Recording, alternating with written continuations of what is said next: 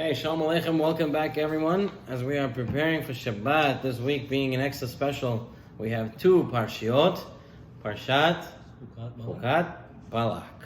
Two Parshat this week? Two Parshiot this week. Okay, so we're going to start with Chukat, and then Bez Hashem, we'll get to a little bit of Balak. Really, as I was preparing for this week, there was so much to talk about, so much to say, so many good things, but I had to choose three, like we always do three. So I hope Hashem helped me choose the right three ones, and hopefully this will have a major impact on everyone. Okay, the first lesson we have, we'll start off with the story and we'll get the lesson. The story goes, there was a true story. There was a movie theater in Hong Kong. Everybody gathered for a film to watch a movie. And while they were starting to watch the movie, at the start, they had an advertisement. And it looked like an advertisement for a car, a new car. And they were watching a nice car, the car was driving through nice scenery, and everybody was really enjoying what they, it looked like a nice car, very nice scene.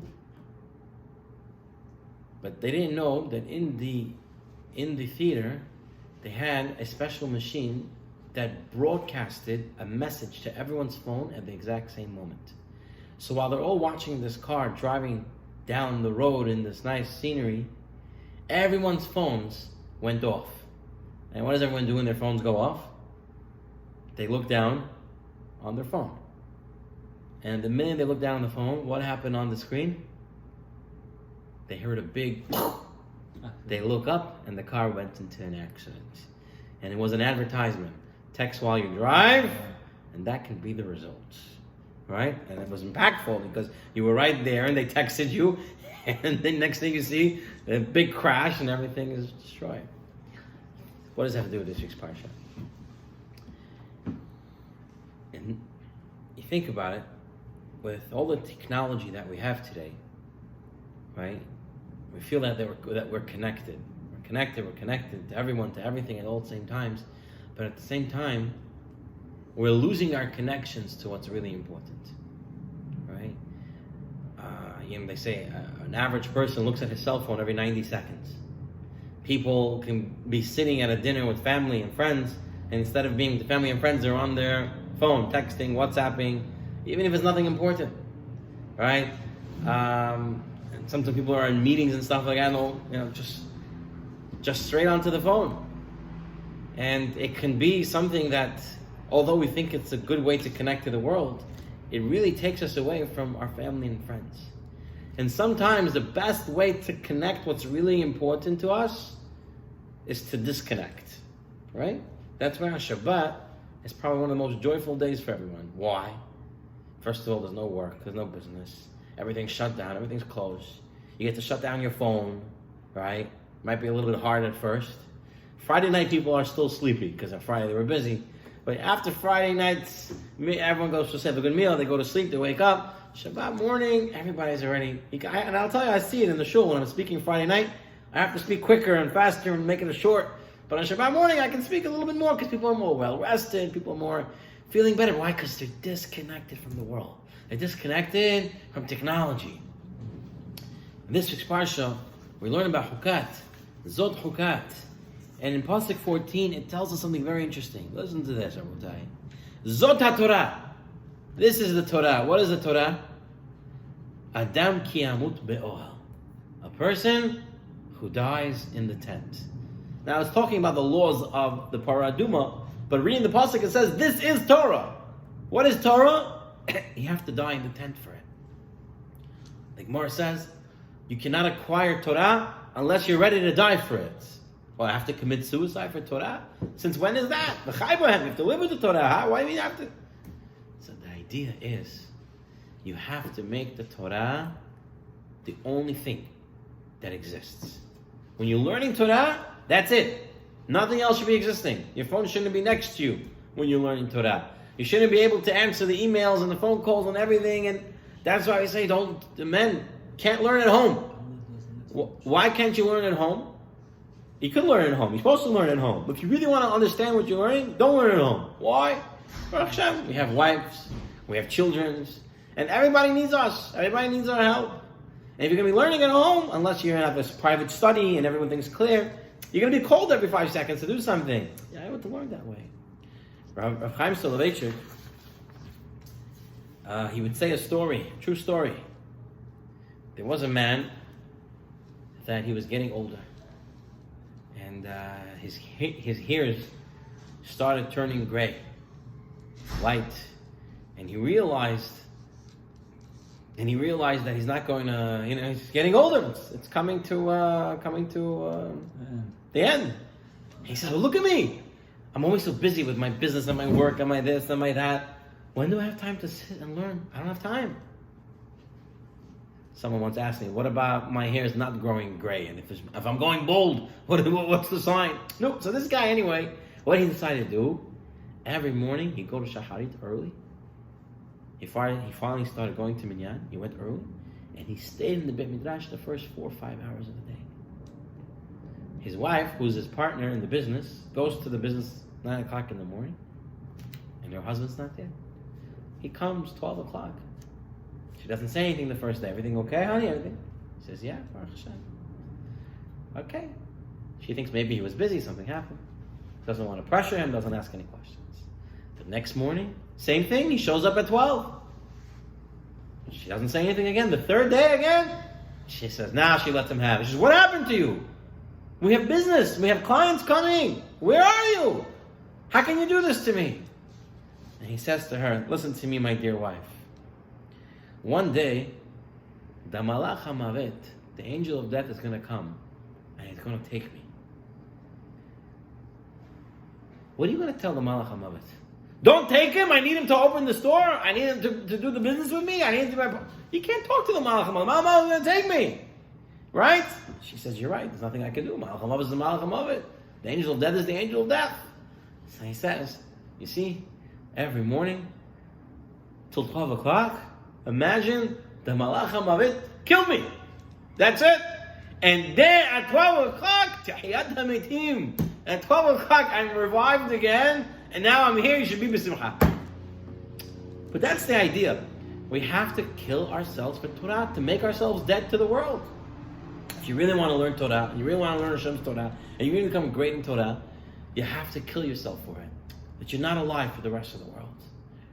Rav Chaim Soloveitchik,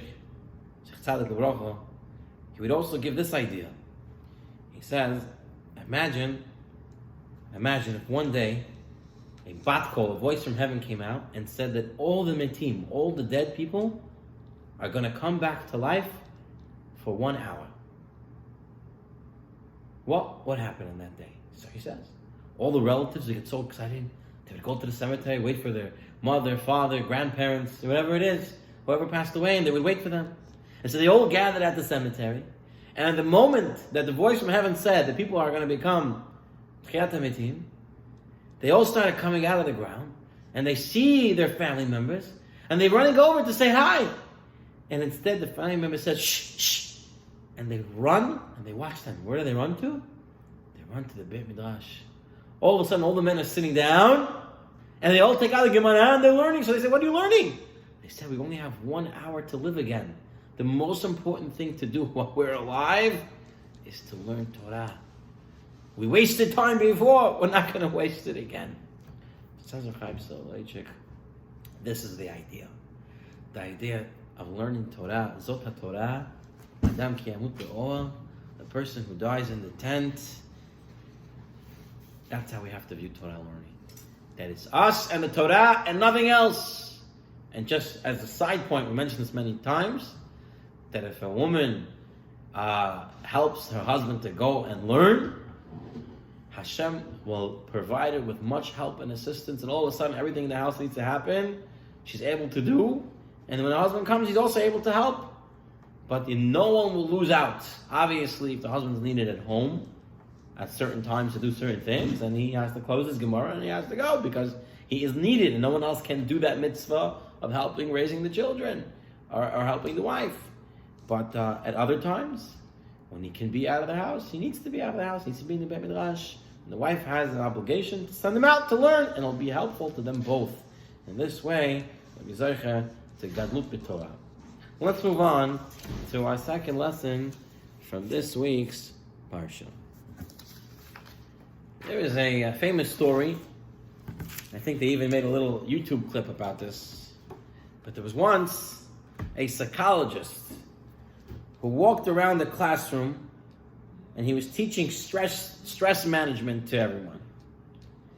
And he took a glass of water, like we have right over here, and he picked it up. And everyone was expecting him to say, is the glass half empty, half full? But he says to me, he says to the whole room, he says, how heavy is this glass of water? People started to scream out, 8 ounces, 12 ounces, 15, 20. That's how long you hold it. Very good. So he tells them, the truth is, the absolute weight, how much water is in here, doesn't make a difference. What makes a difference is how long you hold it. Right? If you're holding the cup for 1 minute, 2 minutes, it's not that bad. You try to hold it for longer, your arm is going to start to hurt. Even though it's only 8 ounces of water in there. It's not enough. It's not a lot there. So the psychologist looked around the room and said, the stresses and worries in life are like the glass of water. If you think about them for a little bit, it's fine. Nothing happens to you. You pick it up, you put it down. Think about them longer, and they begin to hurt. And if you think about them all day, then you become paralyzed. The key to remember is to put them down. Now, how do you put them down? How do you put them down? This week's Parsha, we have a very interesting and also a little bit sad story. In Parshat Chukat, we're told that again the Jews are complaining. They say, why he took us out of Mitzrayim? Was there no bread there? And the lashon that the Torah uses, the language that the Torah uses, as a tiktzar nefesh ha'am badarich. The tiktzar nefesh. How do you understand tiktzar nefesh? That they were short. Tiktzar nefesh, that their soul was short, their breath was short. What does this mean? That they were short of breath. How do we understand this? So Rav Matisyahu Solomon Shilito, he says a very interesting idea. He says when people have something difficult going on in life, it can be for one of two reasons, right? So imagine you have a very, very, very heavy package, right? A very heavy package. You have to carry it. Why is it difficult?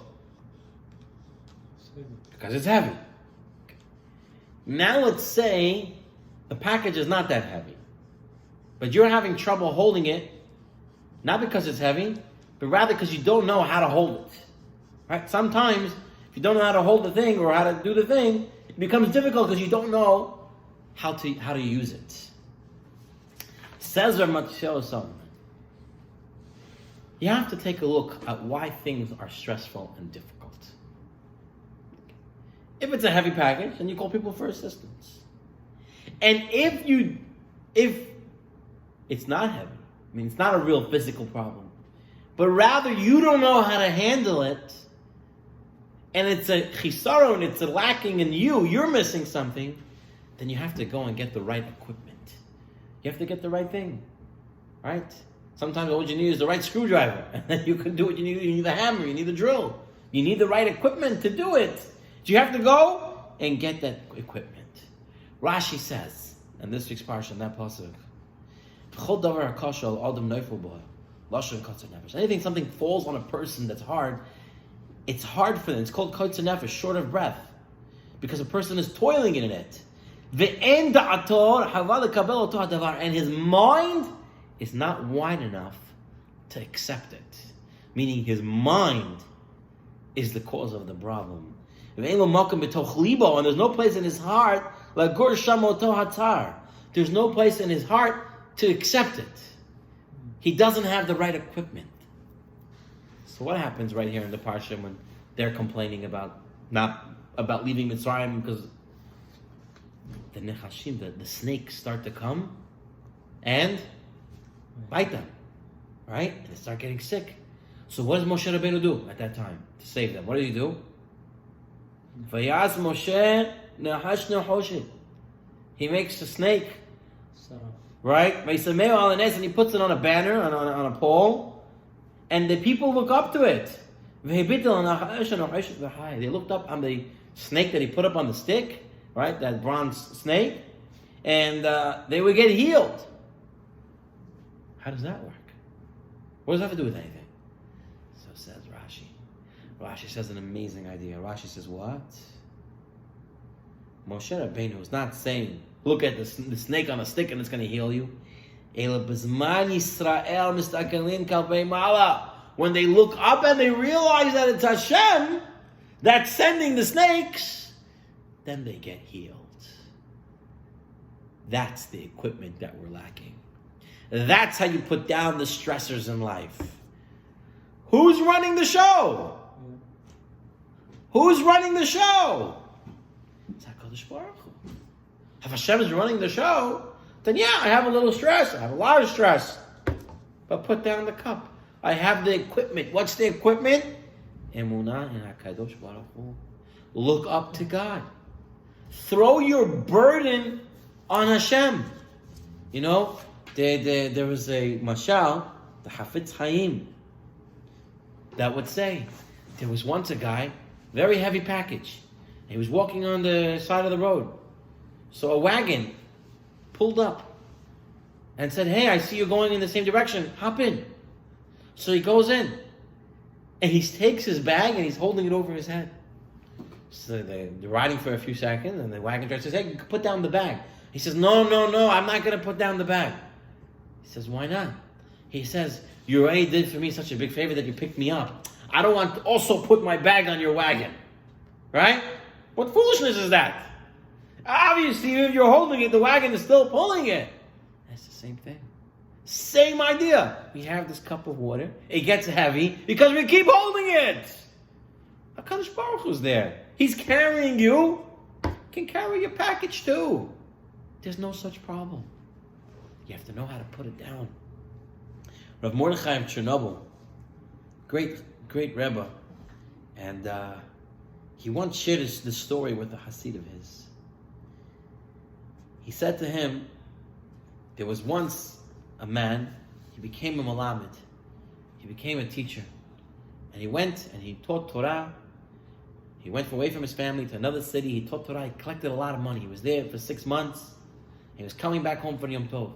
And on his way home, he had to stop at an inn on Shabbat. So he takes his whole package of money, he doesn't know what to do with it, where's he going to keep it on Shabbat? So he goes to the innkeeper, who's a Jew, and he tells the innkeeper, please watch my money. The innkeeper says, okay, of course. He goes and he puts it in the safe over Shabbat. Once this Shabbat comes, he makes Havdalah, he runs straight to the innkeeper, please give me back my money. He comes, he gives him the money bag, and now he opens the bag and he starts looking through it. He starts counting it. He's looking. So he's looking, and the owner says, the innkeeper says, what are you looking for? He says, I see the big silver and gold coins, but I had there 1 penny. I had there 1 little copper coin. I can't find it. I'm looking for it. And he keeps looking until he finds it. So the Rebbe says, tell me, what do you think about this guy? What do you think about the guy looking for 1 copper coin? The guy wanted to steal, he was stealing the gold. If the guy wanted to steal silver and gold, he's not going to steal your copper coin. So obviously it's foolishness, says the Rebbe. Says Rav Mordechai of Chernobyl, listen to this. He says, every day we have all these worries. We're looking, how are we going to make money, how are we going to do everything? Did you forget where your soul goes at night? You went to sleep, and Hashem came and gave you back your soul in the morning. If we have emunah that Hashem is going to return our soul, which is most important, then why are we all concerned about that penny that we're looking for, that we're putting stressors on our life? This is the idea, Rabotai, to look up to Shemayim, and then you won't be short of breath, because you have the right equipment to deal with all the challenges. I'm going to move on to our last and final lesson from this week's Parsha.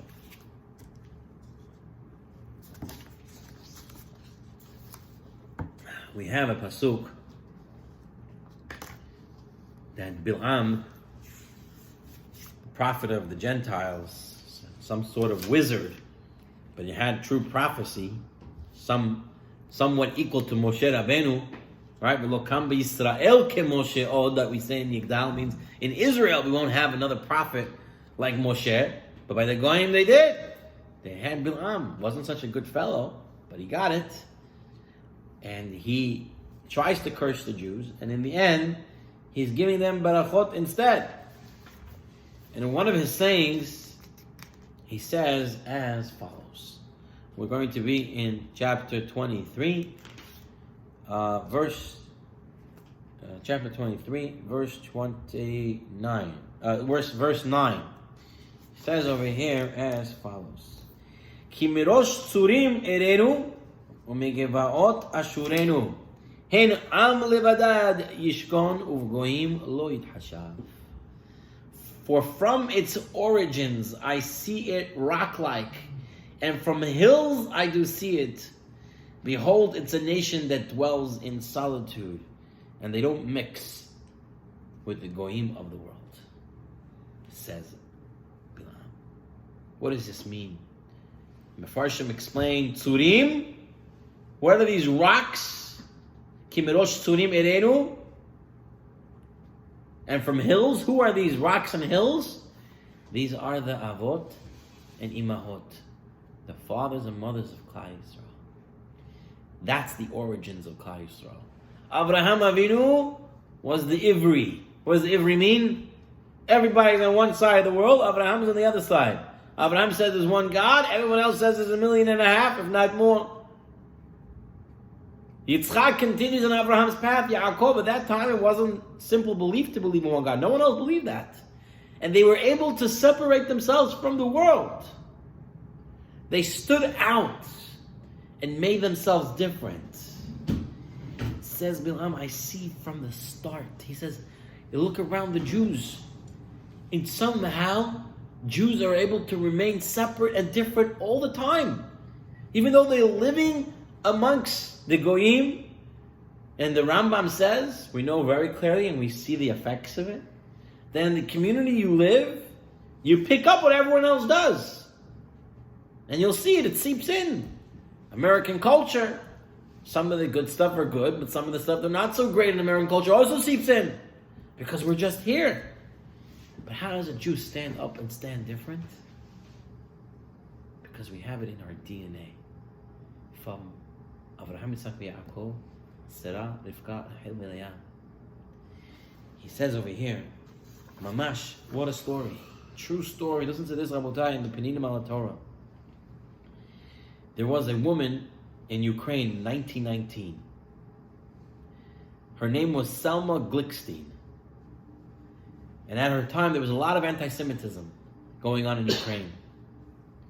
So she decided it would help her that if she would marry a guy. So she found a guy to marry. And within a year after marriage, she was pregnant, she gave birth, and her husband, the guy, died. And now she was left all alone to raise a child. And she decided, you know what? I'm going to raise him as a complete guy. She didn't give him Brit Milah. She gave him completely a Christian name. His name was Branislav Kaminsky.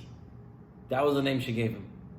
And he was raised as a guy, and he went to Christian schools and everything. He didn't even know he was Jewish. No Brit Milah.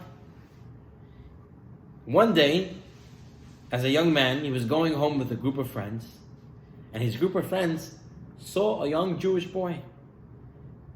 And so they went over to the young Jewish boy, and they started punching him, beating him up, scaring him off, and made him run away bleeding.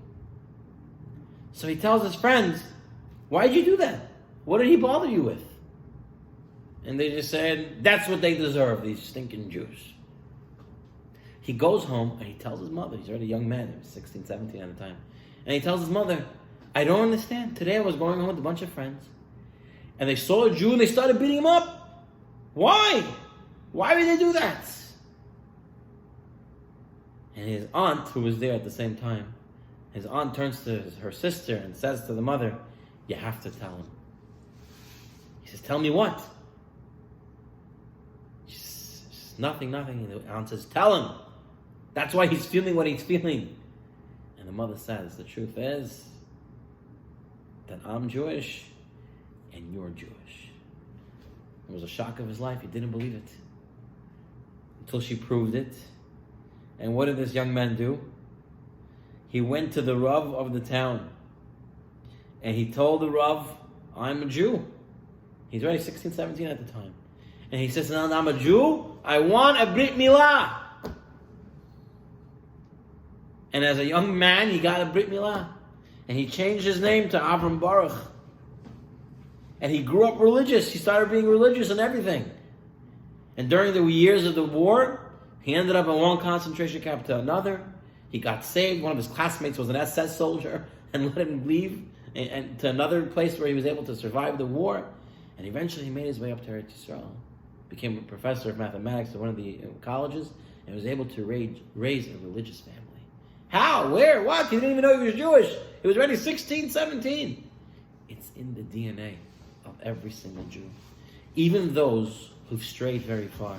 He says here another true story about a Polish Jew, a Dr. Grunchan, who as a young man converted to Christianity. And during World War II, they didn't care that you were converted to Christianity. If you were born Jewish, you were thrown into the concentration camp. And he kept telling them, I'm not Jewish, I'm not Jewish. And one day, they brought in a Sefer Torah, and they started a fire, and the Nazi guards went over to this Dr. Grunchan's true story. And they told him, you always say you're not a Jew? Take this Sefer Torah and throw it into the fire. He did it. He didn't do it. They started beating him up. He said, I'm not doing it. I was born a Jew and I'll die a Jew. I'm not putting it in. And they gave him one last chance. And then they took his clothes off and they threw him into the fire instead. And Dr. Grunchan, who lived his whole adult life as a guy, didn't leave Judaism at the end. And in the fact, he had a note in his pocket that said that he did tshuva, and he asked Hashem to please allow his merit of dying as a Jew to be a kapara for him. You see, people have gone so far. And yet, and I'll tell you, in my experience, I mentioned this before, my experience is I meet people sometimes, like, I wouldn't even know they're Jewish. And they see me and we get to talking and they're telling me, oh, my grandmother was my grandmother. And they have all this thing. And one guy even told me he used to put tefillin on. One rabbi told him to put tefillin on. He was putting it on 7 days a week until someone told him don't put it on Shabbat. Right? But even though he's not connected to Judaism anyway, tefillin he does. Somehow they're connected. Somehow they want a way back. And sometimes we have to open that way back.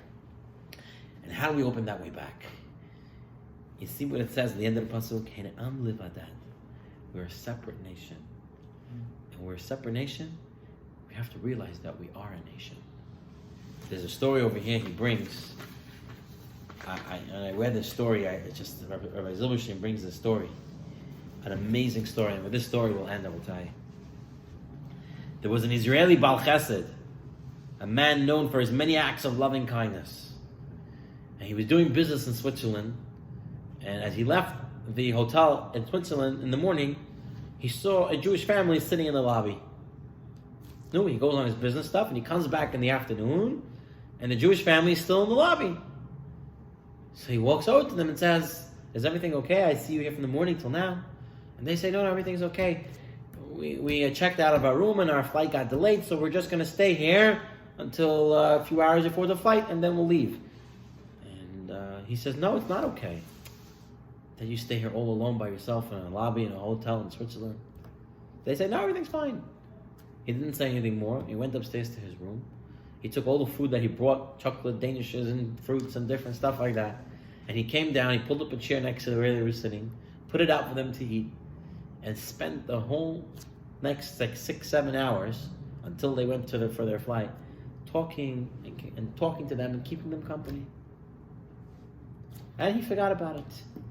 About a year later, he gets in the mail an invitation for a wedding. And there's a note handwritten says you must come to the wedding because you're responsible for this wedding. So now he's even more shocked. He says, what's this about? So he calls. He gives a phone call to the number on the thing. He says, I got this in the mail, and you said I have to come because I'm a part of it. What's it about? And the father who answered the phone said, I don't know if you remember, but we were the family that was in Switzerland. We were sitting in the lobby, and you came, and you gave us your food, and you gave us your time, and you kept company with us, and you made sure we got to the airport and everything. That night that you came and sat with us, me and my wife, he says, came to Switzerland because our daughter left Eretz Yisrael, went to Switzerland, and just met a Christian, a goy, and she was planning to get married. And we came there to try to convince her not to get married to this man. And she didn't agree, and she said she's going to come back to Israel, pick up her stuff, and go back. And that night you came and you sat with us and shared your food and everything. When we went to the airport, my daughter turned to me and said, if a stranger, but a Jew who sees another Jew can come over and help another Jew like that, then I must have missed something by the Jews. There must be something greater by us. I'm going to give a chance to date another Jewish boy instead of marrying this man who I thought I was going to marry. And she ended up staying in Eretz Yisrael. She found a proper husband, and she was getting married. Why? Because we realized that we're a nation and that we help each other. And these small things, we don't even know how it's going to affect, how it's going to do, what it's going to do, right? But that in itself does wonders. Unfortunately, in our fast-paced life and American culture, see nothing, know nothing, ignorance is bliss, and your life, your way, my life, your way, floats the boat, whatever phrases it is. And sometimes we don't want to connect. And sometimes we don't want to get involved. But sometimes we need to. Because we need to remember that we are a separate nation because of who? Abraham, Isaac, and Yaakov. So we are all connected. And Be'ezras Hashem, we should be zeicha to realize that. And when we do, we'll be zeicha to Mashiach Tzigim, Be'er, Be'amenu, Amen. So to quickly review the 3 lessons from this week's Parsha. Lesson number 1. Disconnect to connect to the real thing. You have to be dead for the Torah. Once I had a friend, and we talk about this, a guy who would eat. When he would eat, he would say he was dead to the world. Nothing else matters. He was focusing on his food. Same thing, Torah, focusing on that. Our second lesson was, put down the glass of water. Let Hashem carry it for you. Hashem is there. He's carrying you. He can carry your stress and your burdens as well. And our third and final lesson was to remember that our DNA sets us apart from the rest of the world. And we have the obligation to see that and know that and to realize the greatness that we have, the responsibilities that we have to one another. Shabbat Shalom Lekulam.